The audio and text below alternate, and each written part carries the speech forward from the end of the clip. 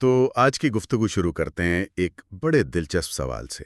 ہمیں ایک مواد ملا خوابوں کا سائنسی نقطہ نظر، اور اس میں یہ سوال ہے کہ بھئی خواب دیکھتے ہوئے ہمیں وہ بالکل اصلی کیوں لگتے ہیں؟ جی ایسا کیوں لگتا ہے کہ ہم واقعی بھاگ رہے ہیں یا کچھ کر رہے ہیں، اور پھر ان کی جسمانی اور ذہنی اثرات بھی ہوتے ہیں؟ تو سائنس کیا کہتی ہے اس بارے میں؟ خواب ہیں کیا؟ یہ واقعی ایک بنیادی سوال ہے جو نیند اور ہمارے شعور کے تجربے کو سمجھنے کے لیے اہم ہے۔ اکثر ہم حیران ہوتے ہیں کہ خواب اتنے حقیقی کیسے ہو سکتے ہیں۔ بالکل، تو آج ہم اسی پہ بات کریں گے، گہرائی میں جا کر سمجھنے کی کوشش کریں گے کہ یہ جو تجسس ہے اس کی سائنسی وجوہات کیا ہو سکتی ہیں، جیسا کہ اس ماخذ میں پوچھا گیا ہے۔ تو کھولتے ہیں اس بات کو۔ جی پہلی بات کیا ہے جو ماخذ بتاتا ہے یہ اصلی کیوں لگتے ہیں؟ دیکھیں، ماخذ میں سب سے پہلے جو ذکر ہے نا وہ دماغی سرگرمی کا ہے۔ جب ہم خواب دیکھ رہے ہوتے ہیں، خاص طور پر ریم نیند میں، اچھا، ریم نیند۔ جی ریپڈ آئی موومنٹ والی نیند، اس دوران ہمارے دماغ کے کچھ حصے وہ اتنے ہی فعال ہوتے ہیں، بلکہ کبھی کبھی تو اس سے بھی زیادہ، جتنا جاگتے ہوئے۔ اچھا، کون سے حصے؟ مثال کے طور پر امیگڈالا ہے جو ہمارے جذبات کو کنٹرول کرتا ہے، اور ویژول کورٹیکس ہے جو دیکھنے کے عمل سے متعلق ہے۔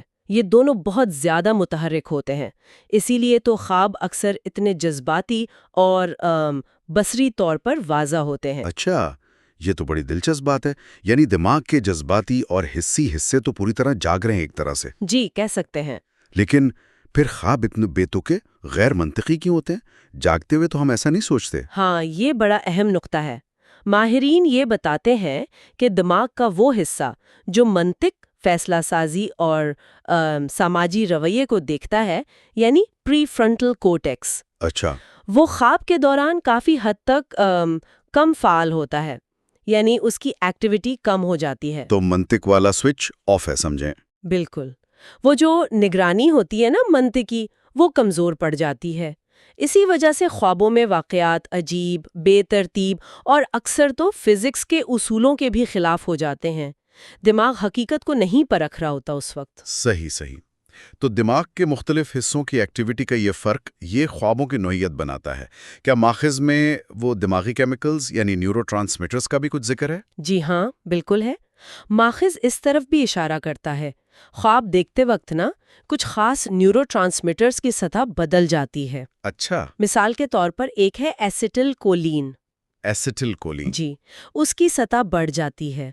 یہ سیکھنے اور یادداشت سے جڑا ہے، اور REM نیند کو بھی تحریک دیتا ہے۔ ٹھیک ہے۔ دوسری طرف وہ نیورو ٹرانسمیٹر جو ہمیں جاگتے ہوئے چوکس اور منطقی رکھتے ہیں، جیسے سیروٹونن ہے، نور ایپی نیفرین ہے، جی جی۔ ان کی سطح بہت کم ہو جاتی ہے۔ تو یہ جو کیمیائی تبدیلی ہے، یہ بھی خوابوں کی اس عجیب نوعیت اور حقیقت سے دوری میں اپنا کردار ادا کرتی ہے۔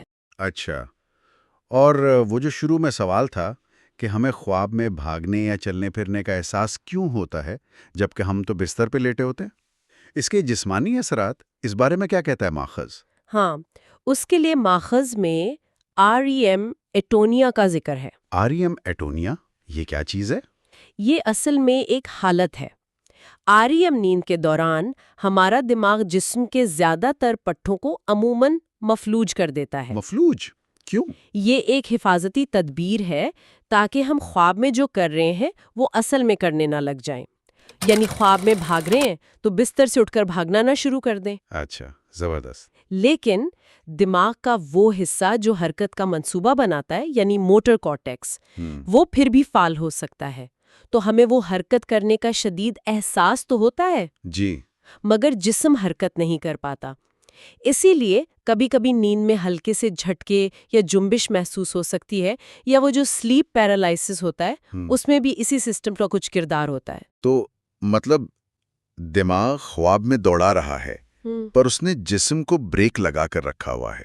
جی بالکل، یہ نیند کے دوران دماغ اور جسم کے نظاموں کے بیچ ایک بڑا پیچیدہ سا تال میل ہے۔ ٹھیک ہے، تو اس ساری بات چیت کا اگر خلاصہ کریں تو ماخذ کے مطابق خواب اس لیے اصلی لگتے ہیں اور ان کے جسمانی ذہنی اثرات ہوتے ہیں کیونکہ دماغ کی مخصوص ایکٹیویٹی ہوتی ہے، نیورو کیمسٹری بدل جاتی ہے، اور منطق والا حصہ وہ ذرا سائڈ پہ ہوتا ہے۔ ہاں وہ سائیڈ پہ ہوتا ہے۔ جذباتی اور حسی مراکز کام کر رہے ہوتے ہیں، جبکہ جسم کو حرکت سے روک دیا جاتا ہے۔ بالکل۔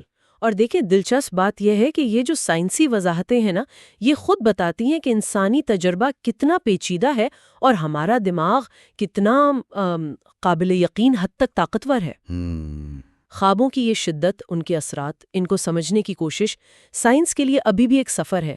یہ سوال ہمیں شعور کیا ہے، حقیقت کیا ہے، اس بارے میں گہرائی سے سوچنے پر مجبور کرتے ہیں۔ بالکل۔ اور آخر میں ایک نقطہ شاید سوچنے کے لیے یہ چھوڑا جا سکتا ہے کہ ٹھیک ہے، سائنس نے بہت کچھ بتایا ہے، لیکن پھر بھی خواب کا پورا تجربہ وہ مکمل طور پر تو شاید ابھی بھی سمجھ نہیں آیا۔ جی، بہت کچھ ابھی جاننا باقی ہے۔ تو یہ جو باقی رہ جانے والا راز ہے، یہ نیند کے دوران انسانی ذہن اور شعور کے کن پہلوؤں کی طرف اشارہ کرتا ہے جو شاید ابھی بھی منطق اور سائنس کی گرفت سے تھوڑے باہر ہیں؟ اس پر غور کیا جا سکتا ہے۔